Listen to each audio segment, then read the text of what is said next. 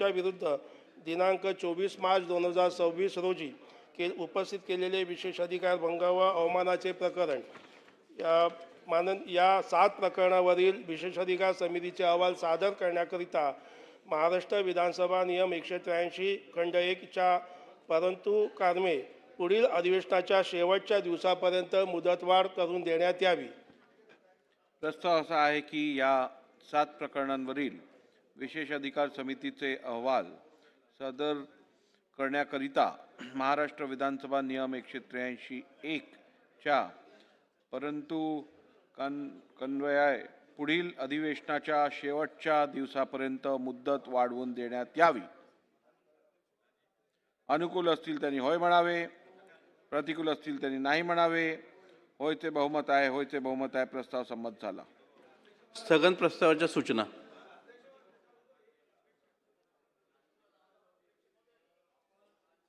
पत्रिका अध्यक्ष महाराज मी एकदा नव्हे दोनदा वाचली। साधारणतः 5 मार्च 2026 ला अशासकीय ठरावाचं उत्तर देताना सन्माननीय मंत्री नामदार जयकुमार रावळ यांनी स्वातंत्र्यवीर सावरकर यांना भारतरत्न हा पुरस्कार देण्याच्या संदर्भात केंद्र सरकारकडे विधानसभेच्या माध्यमातून आपण शिफारस करण्याचं आश्वासन दिलं। अध्यक्ष महाराज खरं तर आपण तेव्हा सांगितलं की लवकरात लवकर या शब्दाचा अर्थ अधिवेशन संपण्याच्या अगोदर।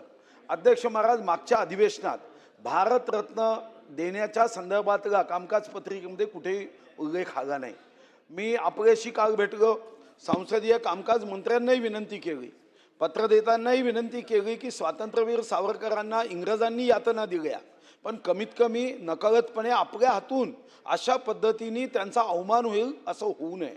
आपणही काल माझ्या माहितीप्रमाणे प्रयत्न केला, पण अध्यक्ष महाराज आज कामकाज पत्रिकेमध्ये आपल्याला फक्त ठराव करायचा आहे।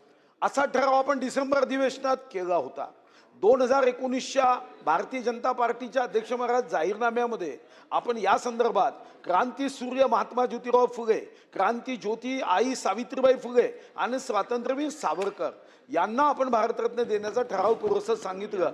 2 ठराव झाले आणि संसदीय कामकाज मंत्री महोदयांना माझी विनंती आहे की असं सत्ता आली तर आपण आपला विचार नाही बदलत।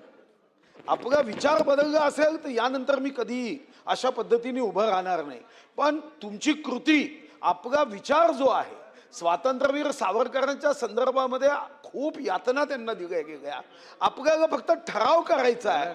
तर फाईलला सुद्धा इतक्या यातना होते का की 2 अधिवेशन 5 मार्च आज आपण 10 जुलैला आपण आहोत। माझे अध्यक्ष महाराज आपल्याला विनंती आहे, मी पुन्हा हा मुद्दा मी तुम्हाला सांगतो या सभागृहाची शपथ घेऊन की मी पुन्हा हा मुद्दा उपस्थित करणार नाही। फक्त याचं दुःख मला निश्चित आहे की ज्या पक्षाचा कार्यकर्ता म्हणून स्वातंत्र्यवीर सावरकरांच्या विचारावर आयुष्य आम्ही काढलं, आमचं सरकार ठराव द्यायला फाईल अशा पद्धतीने जर दाबून ठेवत असेल तर त्याचं मला खेद आहे आणि मी प्रतिज्ञा घेतो यानंतर मी हा मुद्दा कधी काढणार। सन्मान्य सुधीर भाऊ, आपण एक अत्यंत भावनिक आणि सगळ्यांसाठीच या सभागृहात जेवढी सगळे सदस्य आहेत त्यांच्यासाठी अत्यंत महत्त्वपूर्ण असा हा मुद्दा सादर केलात। हे खरं आहे की यापूर्वी असा ठराव आणण्यासंदर्भात आपण चर्चा केली होती, परंतु आपल्या सर्वांनाच माहीत आहे की कुठच्याही अधिवेशनात कोणताही ठराव आपण ज्या वेळेला आणतो किंवा मांडतो त्यावेळेला त्या संदर्भातली पूर्वसूचना आपण BSc मध्ये सर्व गटनेत्यांना देत असतो। दुर्दैवाने अनावधानाने मला वाटतं या BSc मध्ये या विषयाची चर्चा झाली नव्हती आणि म्हणून मला हे संयुक्त वाटलं नाही की चर्चा न करता कुठचा ठराव सभागृहात आणणं योग्य मला वाटलं नाही, म्हणून तो मी ठराव आणलेला नाही आहे। सरकारकडनं तसं झालेलं नाही आहे। सरकारचा पण या विषयात पाठपुरावा राहिलेला आहे। पुढच्या अधिवेशनात BSc मध्ये मी हा विषय चर्चेला घेईन आणि योग्य कारवाई करेन। स्थगन प्रस्ताव। आज प्राप्त झालेल्या सर्व स्थगन प्रस्तावांच्या सूचनांना मी दालनात अनुमती नाकारलेली आहे।